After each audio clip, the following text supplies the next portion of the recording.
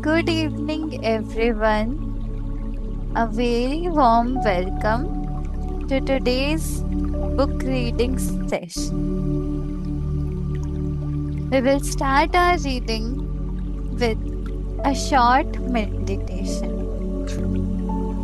Sit back comfortably, relax your mind, relax your body. Focus on your breathing. Take deep breaths. As you exhale, leave behind all the tiredness, all the tension till now. Focus on the current moment. As you inhale, feel the freshness of the current moment, the life giving element this world provides us and millions of species.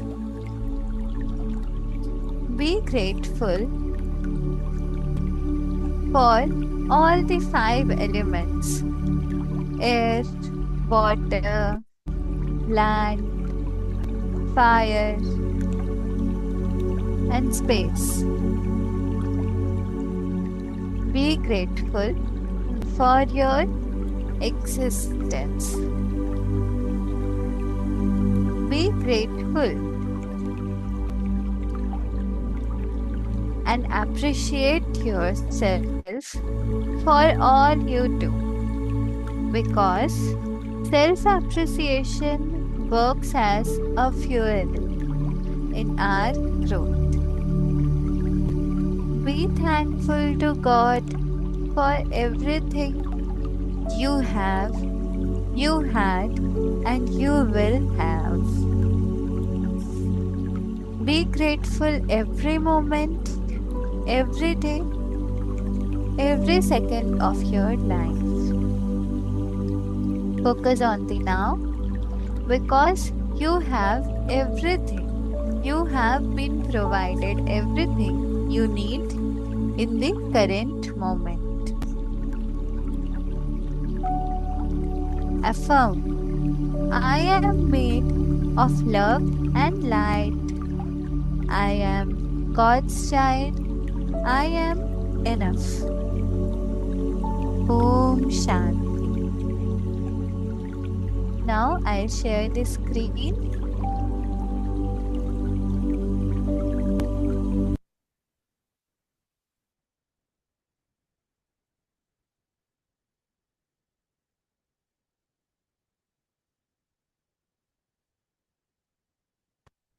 Is the screen visible to all?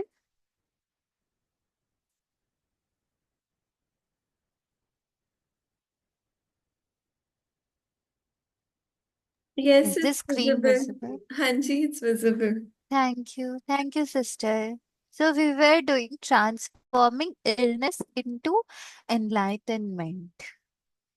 Today we will start from: if you looked in the mirror and did not like what you saw, you would have to be mad to attack the image in the mirror.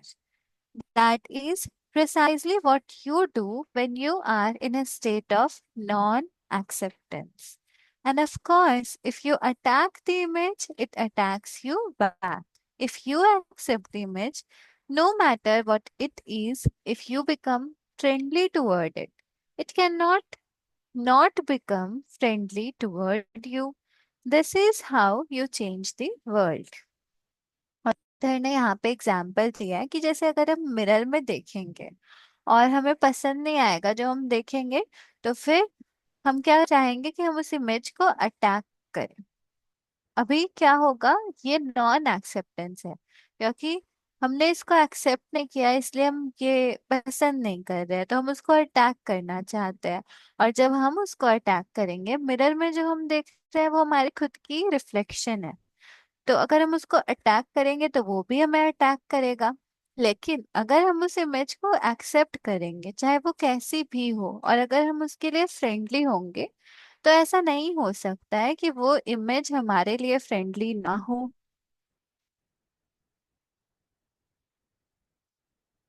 तो फिर इस तरह से आप इस world को change कर सकते हैं। तो इसमें हमें दो चीजें पता चली। एक सेल्फ लव वाला, सेल्फ एक्सेप्टेंस वाला, कि पहले तो हमें खुद को एक्सेप्ट करना है, फिर इस वर्ल्ड को भी एक्सेप्ट करना है। लेकिन it all starts with us, पहले खुद के साथ स्टार्ट करना होगा। Illness is not the problem. You are the problem as long as the egoic mind is in control. When you are ill or disabled, do not feel that you have failed in some way. Do not feel guilty. Do not blame life for treating you unfairly, but do not blame yourself either. All that is resistance. If you have a major illness, use it for enlightenment. Author ने ये बताया कि कोई भी अगर illness है, तो वो इलनेस प्रॉब्लम नहीं है। प्रॉब्लम जो है वो हम खुद ही है। हम खुद प्रॉब्लम तब तक होंगे जब तक हम इगोइक माइंड के साथ आइडेंटिफाइड होंगे, जब इगोइक माइंड चार्ज ले रहा है, इगोइक माइंड हमें कंट्रोल कर रहा है। अगर कोई इल या डिसेबल्ड होता है, तो फिर ऐसे नहीं सोचना चाहिए कि वो फेल हो गया है किसी ना किसी तरह से। गिल्टी भी फील नहीं करना है, और फेलियर वाली भी फीलिंग नहीं लेकर आनी है। खुद को ब्लेम नहीं करना है, और ना ही अपनी लाइफ को ब्लेम करना है कि लाइफ बहुत अनफेयर है। मतलब किसी को भी ब्लेम नहीं करना है, क्योंकि ये सारी चीजें रेजिस्टेंस में काउंट होती है। और ऑथर कह रहे हैं कि अगर कोई मेजर इलनेस भी हो, तो उसे कैसे यूज करना है, इनलाइटनमेंट के लिए यूज करना है। Anything bad that happens in your life, use it for enlightenment. कुछ भी बुरा हो, अब पहले ऑथर ने बोला कोई इलनेस होगी तब उसको इनलाइटनमेंट के लिए यूज करेंगे, पर ऑथर बोल रहे हैं कि अगर और कोई भी चीज है लाइफ में जो हुई है जिसको हम बैड लेबल करते हैं कि ये अच्छा नहीं हुआ, उस चीज को हम एनलाइटनमेंट के लिए यूज कर सकते हैं। Withdraw time from the illness. Illness से हमें टाइम को विथड्रॉ करना है। Do not give it any past और फ्यूचर। इस इलनेस को कोई पास्ट या फ्यूचर नहीं देना है कि पास्ट में मैं अच्छा था अभी नहीं हूँ, ऐसे नहीं। Let it force you into intense present moment awareness and see what happens.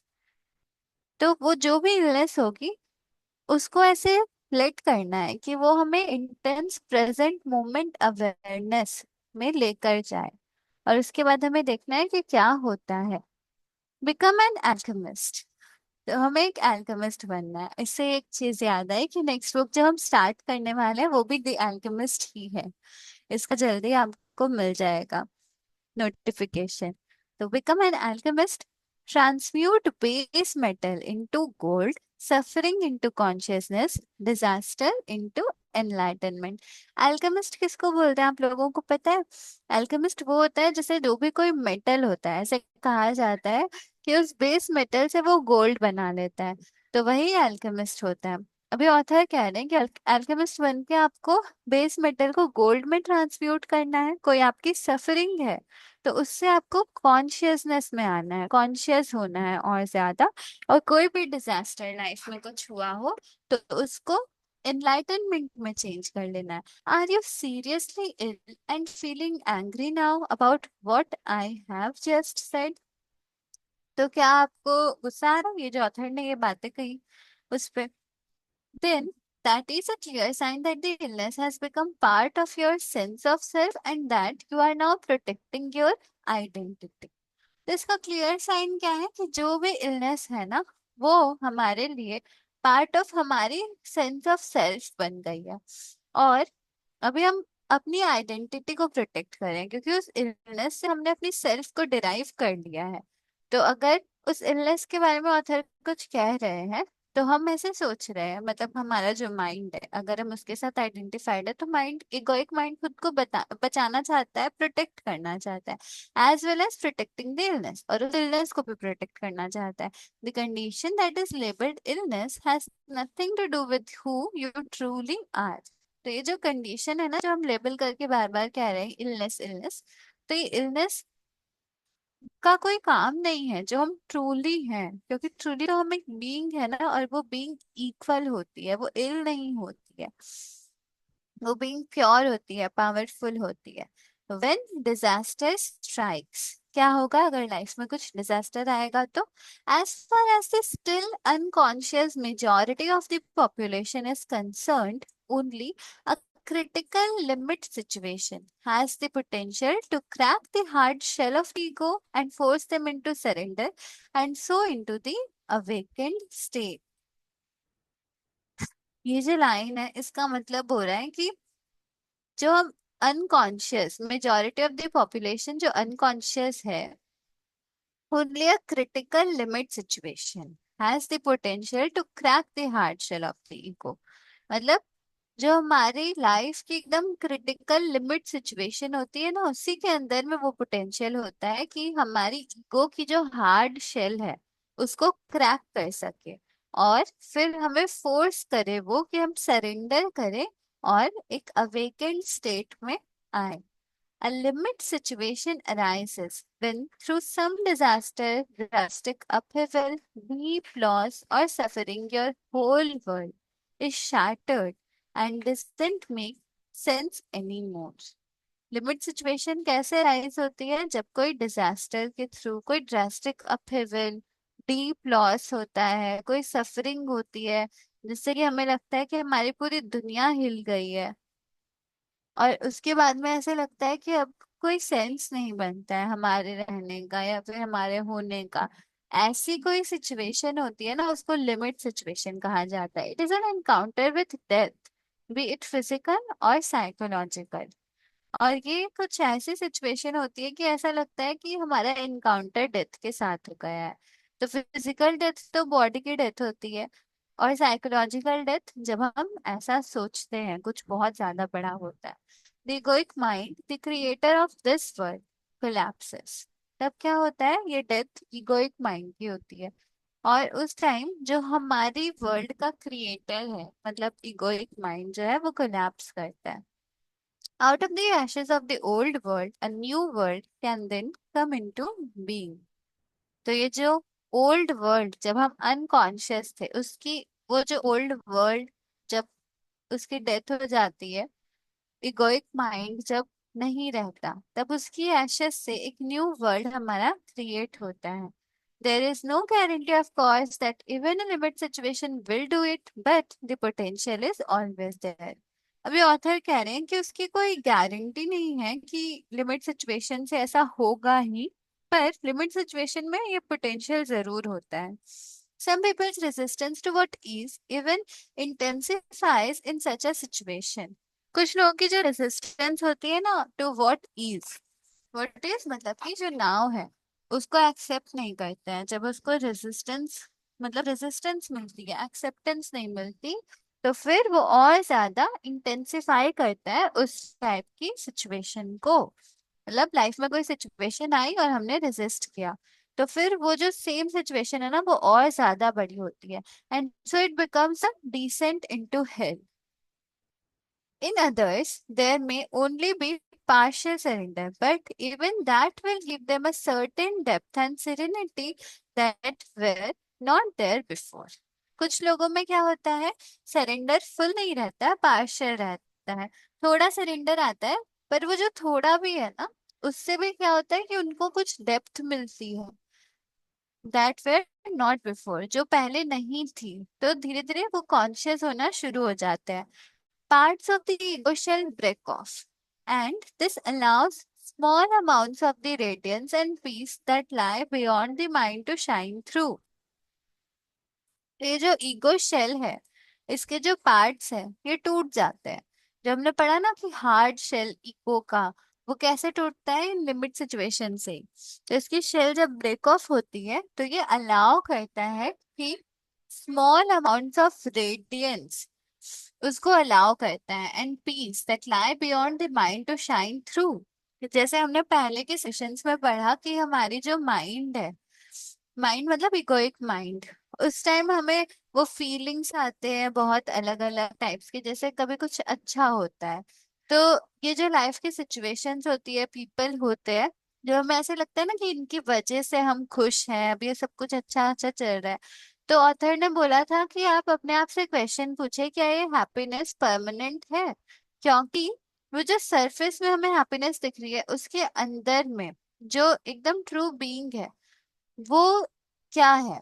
वो हैप्पीनेस और जॉय वो परमानेंट होता है। जैसे अगर कोई सिचुएशन आती है और हम बोलते हैं इस सिचुएशन की वजह से हम दुखी हैं, तो वो दुख भी ऊपर में सरफेस पे है, वो माइंड के वजह से है, क्योंकि हम माइंड के साथ आइडेंटिफाई करके रखे हैं। पर जो उसके अंदर में जो डीप होता है, वो हैप्पीनेस और जॉय परमानेंट रहता है।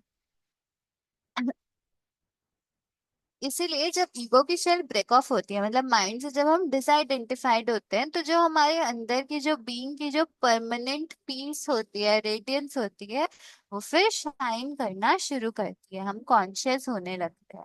Limit situations have produced many miracles. Limit situation से बहुत सारे मिरेकल्स हो चुके हैं।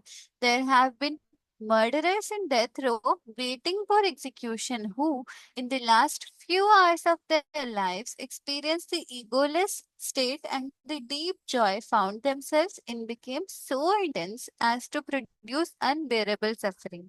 And there was nowhere to run and nothing to do to escape it, not even a mind projected future. Limit situations के पास में बहुत सारे मिरेकल्स करने की पोटेंशियल होती है। ऑथर एग्जाम्पल दे रहे हैं कि मर्डरर्स जो होते हैं ना, जो डेथ रो में वेट करते हैं, जिनको डेथ सेंटेंस मिलता है, उनको एग्जीक्यूट करा जाना होता है, तो उनमें कुछ लोगों में क्या होता है कि वो जो लास्ट फ्यू आवर्स उनकी लाइफ्स के बचे हुए रहते हैं बिफोर एग्जीक्यूशन, तब वो ईगोलेस स्टेट को एक्सपीरियंस करते हैं। और ईगोलेस स्टेट मतलब कि डीप जॉय जो है, वो उन्हें एक्सपीरियंस होता है, और इतना इंटेंस वो एक्सपीरियंस होता है कि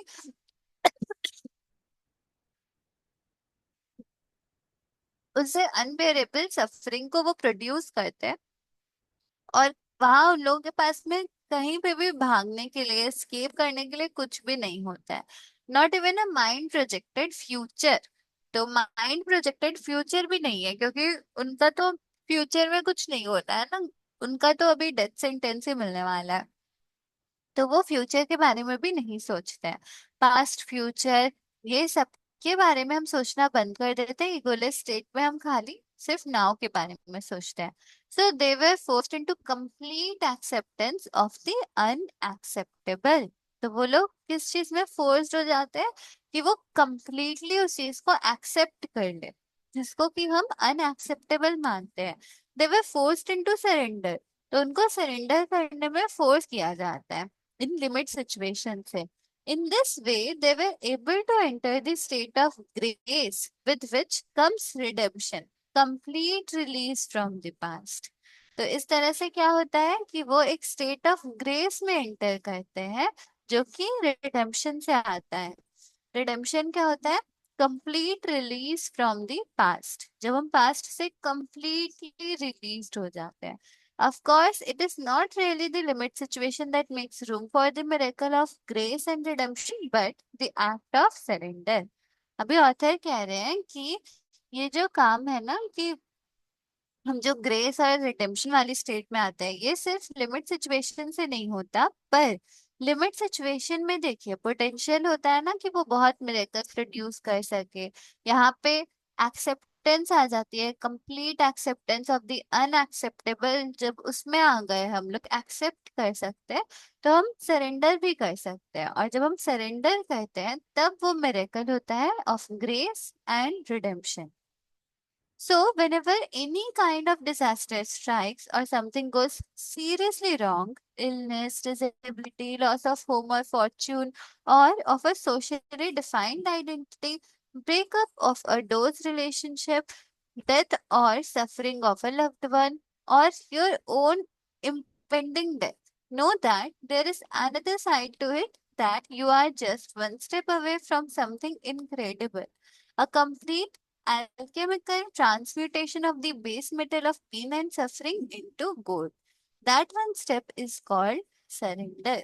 तो ऑथर कह रहे हैं कि कभी अगर कुछ भी डिजास्टर हो, एनी काइंड ऑफ डिजास्टर कोई आए लाइफ में, सच में कुछ बहुत ही सीरियसली रॉन्ग हो जाए, तो आपको ये जानना होगा कि उसके दूसरे साइड में जस्ट वन स्टेप अवे कुछ बहुत ही इनक्रेडिबल है।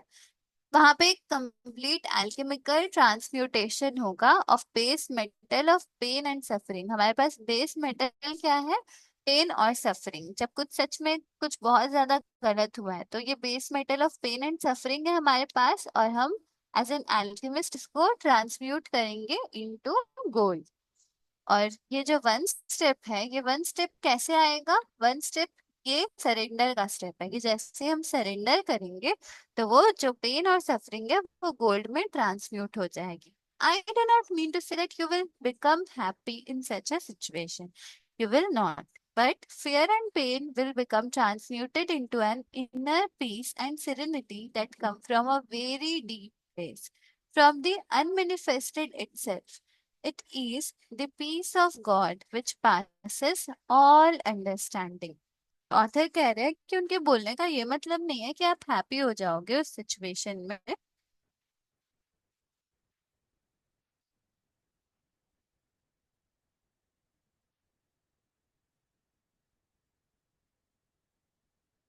पर जो फियर और पेन है ना वो ट्रांसम्यूट हो जाएगा into inner peace and serenity. और ये जो है ये बहुत बहुत डीप एक प्लेस से आपकी आएगी। और ये डीप प्लेस कौन सी होगी? Unmanifested itself. ये पीस कौन है? ये पीस है पीस ऑफ गॉड, जो कि ऑल अंडरस्टैंडिंग के थ्रू पास होती है। Compare to that happiness is quite a shallow thing. और इस पीस के कंपैरिजन में हैप्पीनेस बहुत ही शैलो है। With this radiant peace comes the realization not on the level of mind but within the depth of your being. इस radiant piece से एक रियलाइजेशन आती है, हमें कुछ रियलाइज होता है। ये माइंड के लेवल पर रियलाइजेशन नहीं आती है, ये हमारी बीइंग के डेप्थ में रियलाइजेशन आती है that you are indestructible, immortal. और ये अंडरस्टैंडिंग क्या है? कि हम इंडिस्ट्रक्टिबल है, इमॉर्टल है। This is not a belief. It is absolute certainty that needs no external evidence or proof from some secondary source. तो एक एब्सोल्यूट सर्टेनिटी है कि हमें पूरी गारंटी मिल रही है कि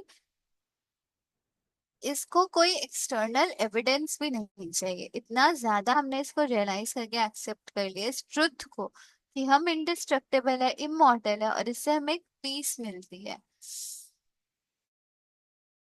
इनटू पीस। तो सफरिंग को कैसे ट्रांसफॉर्म करेंगे इनटू पीस? अभी सीकर एक क्वेश्चन पूछ रहा है नोअर से। आई read about a stoic philosopher in ancient Greece who, when he was told that his son had died in an accident, replied, I knew he was not immortal. Is that surrender? If it is, I don't want it. There are some situations in which surrender seems unnatural and inhuman. तो सीकर कह रहे हैं कि उन्होंने एक stoic philosopher के बारे में, स्टोइक भी एक फिलोसफी होती है स्टोइसिज्म, उसके ऊपर में भी बहुत सारी बुक्स हैं। तो इन्होंने एक स्टोइक फिलोसोफर, एंशियंट ग्रीस के एक स्टोइक फिलोसोफर के बारे में पढ़ा है, जिनको कि बोला गया था कि उनके जो सन थे उनका एक्सीडेंट में उनकी डेथ हो गई। तो उन्होंने रिप्लाई किया कि वो जानते थे कि वो इमॉर्टल नहीं है। तो क्या ये सरेंडर है? अगर ये सरेंडर है तो उनको ये सरेंडर नहीं चाहिए, सीकर कह रहे हैं, क्योंकि कुछ सिचुएशंस में लगता है। तो अभी नोअर बता रहे हैं being cut off from your feelings is not surrender, but we don't know what his inner state was when he said those words. तो कह रहे हैं कि फीलिंग से कट ऑफ करना सरेंडर नहीं होता, लेकिन जब उन्होंने ये वर्ड्स बोले तो हम जानते नहीं है कि उनकी इनर स्टेट कैसी थी। Inserted. Now, but you always get a second chance at surrender. तो डॉक्टर कह रहे हैं कि सरेंडर में हमें एक सेकंड चांस जरूर मिलता है। Your first chance is to surrender each moment to the reality of that moment. First chance क्या है सरेंडर करने के लिए? जो हर एक मोमेंट है उसको हम सरेंडर करें।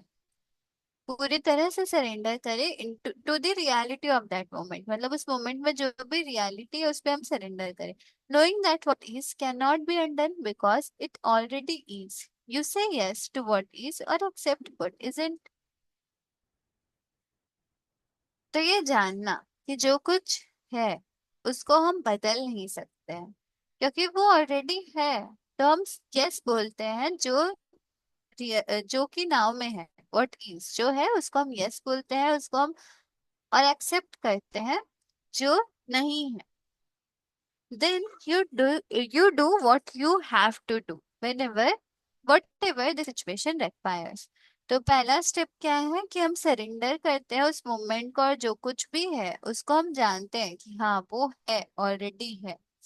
जैसे एक बार हमने पढ़ा था ना एक और चैप्टर में भी, कि जब हम नोइंग रखते हैं कोई भी चीज को लेकर के, जैसे कोई फीलिंग है कि अगर हम नॉन पीस में है, लेकिन अगर हमारी नोइंग है कि हम नॉन पीस में हैं, हमने उसको एक्सेप्ट किया, तब फिर क्या होगा, एक अंदर में इनर स्टिलनेस क्रिएट होगी और फिर वो उस नॉन पीस को ट्रांसम्यूट किए बिना नहीं रह सकती है इनटू पीस, तो वो होके ही रहेगा। तो इसीलिए सरेंडर करेंगे और नोइंग रखेंगे, जो भी चीज है उसको एक्सेप्ट करेंगे। Then you do want and then you do what you have to do whatever the situation requires। और उसके बाद में हम क्या करते हैं, जो भी नीडेड रहता है उस प्रेजेंट मोमेंट में, जो भी सिचुएशन की रिक्वायरमेंट होती है, तो हम उसको वो करते हैं। If you abide in this state of acceptance you create no more negativity. अगर हम इस तरह से रहते हैं ना, इतना ज्यादा एक्सेप्टेंस का हमारा स्टेट रहता है, तो फिर हम नेगेटिविटी क्रिएट नहीं करते, ना सफरिंग क्रिएट करते हैं, ना अनहैप्पीनेस क्रिएट करते हैं। You then live in a state of non resistance. तब फिर हम कैसे रहते हैं, नॉन रेजिस्टेंस वाली स्टेट पे रहते हैं, अ state of grace and lightness free of struggle. तो ये स्टेट कौन सी है, ग्रेस और लाइटनेस की स्टेट है जो कि स्ट्रगल फ्री है। Whenever you are unable to do that, whenever you miss that chance, either because you are not generating enough conscious presence to prevent some habitual and unconscious resistance pattern from arising, or because the condition is so extreme as to be absolutely unacceptable to you, then you are creating some form of pain, some form of suffering। अगर हम कभी ये चीज नहीं कर पाते, हम enable होते हैं, मतलब कि हम एक्सेप्ट नहीं कर पा रहे हैं कोई चीज को, तब हम फिर उस चांस को मिस करते हैं। ये कौन सा चांस था, ये फर्स्ट चांस था, फर्स्ट चांस टू सरेंडर। तो ये फर्स्ट चांस को हम मिस कर देते हैं क्योंकि ऐसा भी हो सकता है उसका रीजन कि हम उतने ज्यादा कॉन्शियस प्रेजेंट नहीं है, कॉन्शियसली प्रेजेंट नहीं है, या फिर हम कुछ प्रिवेंट कर रहे हैं, हैबिचुअल और अनकॉन्शियस रेसिस्टेंस पैटर्न को अराइज करने से प्रिवेंट कर रहे हैं। मतलब कि हम इतने ज्यादा कॉन्शियस नहीं है, इसीलिए हम प्रिवेंट कर रहे हैं कुछ हैबिचुअल और अनकॉन्शियस रेसिस्टेंस पैटर्न को अराइज करने से, और because the condition is so extreme as to absolutely unacceptable to you. और ये भी हो सकता है कि जो लाइफ में जो सिचुएशन आई है, जो कंडीशन है, वो बहुत ही ज्यादा एक्सट्रीम है और एब्सोल्युटली अनएक्सेप्टेबल हो गई है।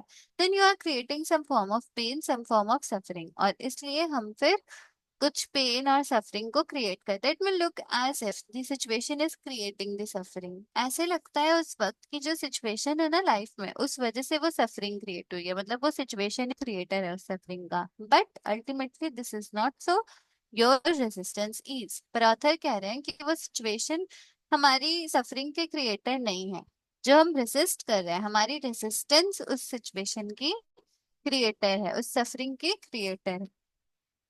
Now here is your second chance at surrender. तो फर्स्ट चांस ऑफ सरेंडर हमने देख लिया था कि हमें हर एक मोमेंट को सरेंडर करना है, नोइंग रखनी है।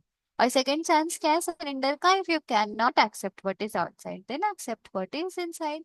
तो जो आउटसाइड है उसको जब हम एक्सेप्ट नहीं कर रहे हैं, तो फिर हमें क्या एक्सेप्ट करना है, जो इनसाइड है। फर्स्ट चांस था जब हमें सरेंडर करना था व्हाट इज, मतलब जो आउटसाइड है उसको हमें एक्सेप्ट करना था। अगर हम वो नहीं कर पा रहे तो ऑथर कह रहे हैं कि सेकंड चांस क्या है हमारा, कि जो हमारे अंदर में इनसाइड जो है उसको एक्सेप्ट कर ले। If you can not accept the external condition, accept the internal condition. This means do not resist the pen.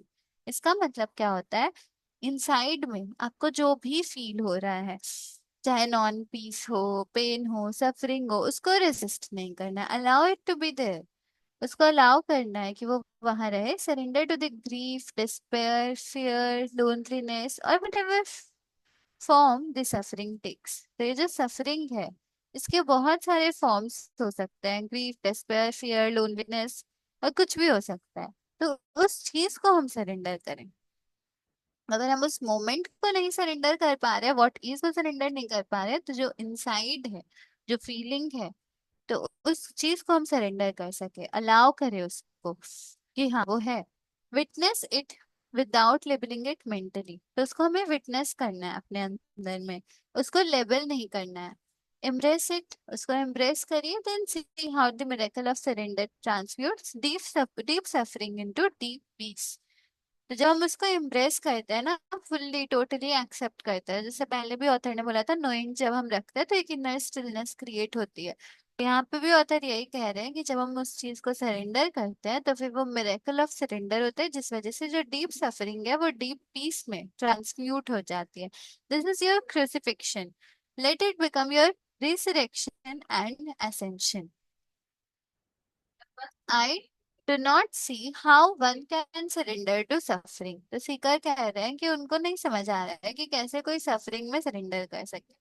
As you yourself pointed out, suffering is non-surrender. जैसे कि आपने पॉइंट आउट किया कि सफरिंग क्या है, non surrender है suffering. How could you surrender to non surrender? अगर suffering ही नॉन सरेंडर है तो फिर हम सरेंडर कैसे कर सकते हैं नॉन सरेंडर को? Forget about surrender for a moment. तो ऑथर कह रहे हैं कि सरेंडर को एक बार के लिए आप भूल जाइए। When your pain is deep, all talk of surrender will probably seem futile and meaningless anyway.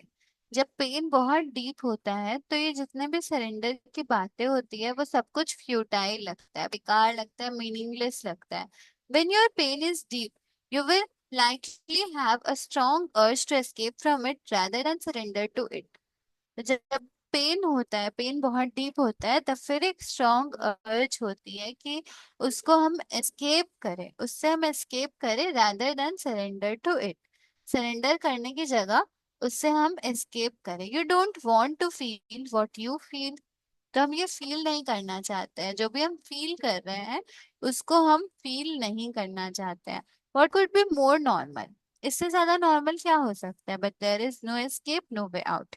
पर इस टाइम हमारे पास में कोई एस्केप नहीं होता है, कोई वे आउट नहीं रहता है, क्योंकि हम बहुत डीपली उस चीज को फील कर रहे होते हैं, उस पेन को। There are many pseudo escapes: work, drink, drugs, anger, projection, suppression and so on। लेकिन pseudo escapes है, जैसे वर्क हो जाता है, काम, खुद को डिस्ट्रैक्ट करने के लिए drink, drugs, anger, projection, suppression and so on. But they don't free you from the pain. पर इन चीजों से भी उस जो पेन है उससे फ्री नहीं हो पाते। Suffering does not diminish in intensity when you make it unconscious. जो सफरिंग है वो डिमिनिश नहीं करती है, कम नहीं हो जाती है अपनी इंटेंसिटी में, जब हम उसको अनकॉन्शियस बना देते हैं। When you deny emotional pain, everything you do or think, as well as your relationship, become contaminated with it. जब हम अपने इमोशनल पेन को डिनाई करते हैं तो जो भी चीज हम करते हैं, जो भी हम सोचते हैं, जो भी रिलेशनशिप्स हमारे होते हैं, वो सब कॉन्टेमिनेटेड हो जाते हैं। You broadcast it, so to speak, as the energy you emanate. तो हम इसको ब्रॉडकास्ट करते हैं, जैसे हम स्पीक करते हैं, बोलते हैं, जो हम एनर्जी इमिनेट करते हैं। And others will pick it up subliminally। तो जो दूसरे लोग होते हैं हमारे आसपास में, वो उसको पिकअप कर लेते हैं।